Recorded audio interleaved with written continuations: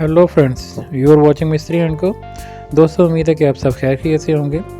Construction tips and trends की next episode के जो है आपकी खिदमत में जो है हाज़िर हैं। आज जो है इस सिलसिले की जो है चौथी एपिसोड जो है पेश की जा रही है। हमने अपनी थर्ड एपिसोड में जो है आपको जो है बताया कि how to make home plan. Home plan जो है वो किस तरह जो है वो बनाया जाता है और उसमें कौन कौन सी बातें जो है मद्देनज़र रखी जाती है।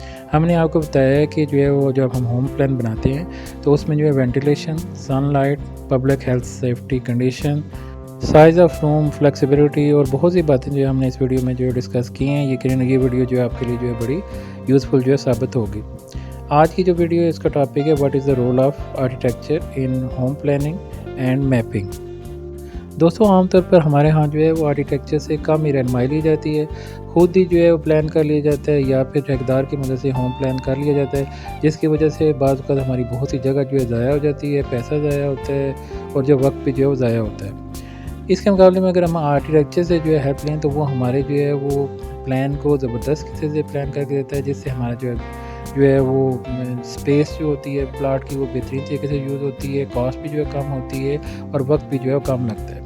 इसकी मिसाल मैं आपको यूँ ही दूँगा कि जैसे बचपन में जो है वो हम जो है अपने स्कूल जब जाते थे तो वहाँ पे जो हम अपने बैग से कुछ कापियाँ, किताबें, पेंसिलें बाहर निकालते थे और बस जब जो है वो हम उसे दोबारा उसके अंदर जो है वो डालते थे यूज़ करने के बाद, तो जो है वो कुछ कापियाँ बाहर रह जाती, कुछ किताबें बाहर रहती और फिर हम उन्हें ठूँसने की कोशिश करते, तो तब भी जो है सही तरह जो उसमें एडजस्ट नहीं होती थी और अगर एडजस्ट जो हो जाती तो फिर जो है वो ज़िप जो है वो बंद नहीं होती थी।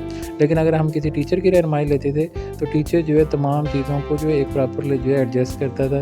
वो जो है पेंसिलों को पेंसिल जो है बॉक्स में जो है वो रखता था, तमाम कापीज़ को कापीज़ वाले सेक्शन में रखता था और बुक्स वाले को बुक्स वाले सेक्शन में रखता था। इस तरह से तमाम चीज़ें ना सिर्फ अपनी जगह पर प्रॉपरली एडजस्ट हो जाती थी बल्कि स्पेस भी पहले से जो है ज़्यादा जो है वो हो जाती और ज़िप भी जो है ईज़िली जो है बंद हो जाती। यही जो काम है आर्किटेक्चर के, वो हमारे जो प्लाट है उसमें बेहतरीन तरीके से हमारी स्पेस को यूज़ करता है, जिससे हमारी कॉस्ट भी बचती है और जो हमारा वक्त भी बचता है और जो है वो हमारी जो प्लान है ज़बरदस्त तरीके से जो है वो मुरतब हो जाता है। दोस्तों, आर्किटेक्चर जो है हमारे जो प्लाट है उसकी स्पेस को बेस्ट तरीके से यूटिलाइज़ करने की जो है वो कोशिश करता है। उसके साथ साथ जो है वो इस तरह वो डिज़ाइन करता है कि हमारी जो कॉस्ट है वो भी जो है मिनिमाइज जो हो, जैसे जो है लेबर कॉस्ट है, उसके बाद मटेरियल कॉस्ट है, टाइम है उसकी भी जो ज़्यादा जो है ना लगे, उसके बाद मेंटेनेंस कॉस्ट है, कॉस्ट ऑफ रिपेयरमेंट है और जो है वो फ्यूचर में जो बिल्स है, एनर्जी बिल वगैरह, उसकी कॉस्ट भी जो है वो कम से कम आए। इसके अलावा जो है जो हमारी इन्वेस्टमेंट है उसमें बगैर जो है वो क्वालिटी कंप्रोमाइज़ किए हुए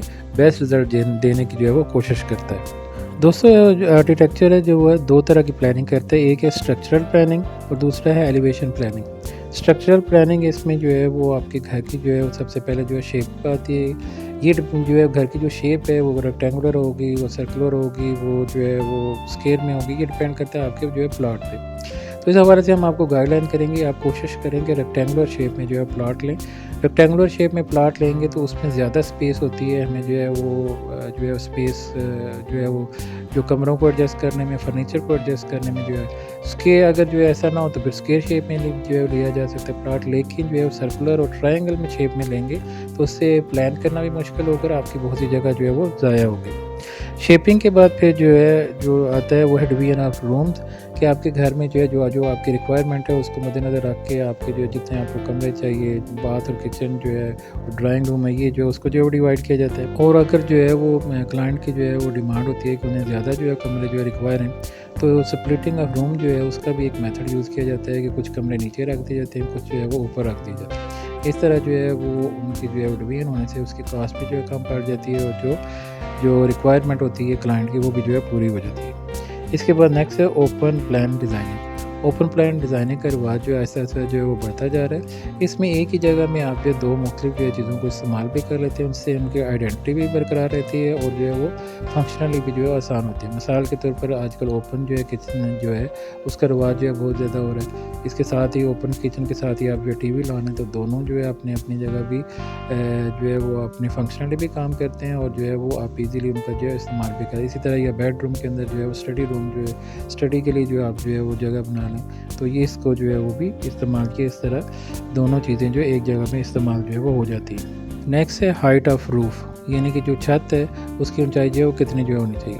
عام طور پر جو ہے جو نیچے والی جو فرسٹ گراؤنڈ جو ہے وہ فلور ہوتا ہے وہ تقریباً 11 ساڑھے 11 ہوتی ہے، اور نیکسٹ جو فرسٹ فلور ہوتا ہے اس میں 10 ساڑھے 10 ہوتی ہے۔ لیکن جو ہے اگر آپ جو ہے اس سے جو اسٹینڈرڈ ہے اس سے ہائٹ سے جو ہے زیادہ جو ہے وہ کرتے ہیں، تو جتنی آپ جو ہائٹ کو جو بڑھائیں گے اتنی جو ہے اینٹیں استعمال ہوں گی، مٹیریل استعمال ہوگا، مزدوری زیادہ لگے گی، تو آپ کی کاسٹ جو ہے بڑھ جائے گی۔ اس لیے جو ہے وہ جو اسٹینڈرڈ سائز ہے، یا اس کو بہت زیادہ اونچا بھی نہ کریں، نہ بہت جو ہے چھوٹا کریں، بس جو اسٹائل جو عام طور پر 11 جو ہے وہ فیٹ جو ہے انف ہے، اور اوپر جو ہے 10 ساڑھے 10 جو ہے وہ جو ہے انف جو ہے وہ۔ فرینڈ جہاں تک جو ہے وہ گھر کی ایلیویشن کی بات ہے، تو اس کے اندر جدت کے ساتھ ساتھ جو ہے سمپلسٹی بھی جو ہے ہونی چاہیے، کیونکہ جتنا جو ہے آپ جو ہے وہ گھر کے ایلیویشن کو جو ہے کمپلیکیٹڈ کرتے جائیں گے، اس میں جو ہے وہ مٹیریل کاسٹ اور جو ہے لیبر جو ہے بڑھتی جائے گی، جو آپ کی کاسٹ پہ جو ہے ڈائریکٹلی جو ہے افیکٹ جو ہے کرے گی۔ اس لیے ایلیویشن اچھا ہونا چاہیے، کیونکہ وہ آپ کے ذوق کی جو ہے عکاسی کرتا ہے، لیکن جو ہے بہت زیادہ جو ہے کمپلیٹڈ نہ ہونا چاہیے، نہ ہی ایسا ہو کہ جو ہے اس پہ جو ہے امپلیمنٹ کرنا مشکل ہو۔ امید ہے کہ آج کی ویڈیو آپ کو جو اچھی لگی ہوگی۔ ہمارے چینل کو سبسکرائب کرنا اور ہماری ویڈیو کو شیئر کرنا مت بھولیے گا۔ آپ کی سماعتوں کا بہت شکریہ۔ اللہ حافظ۔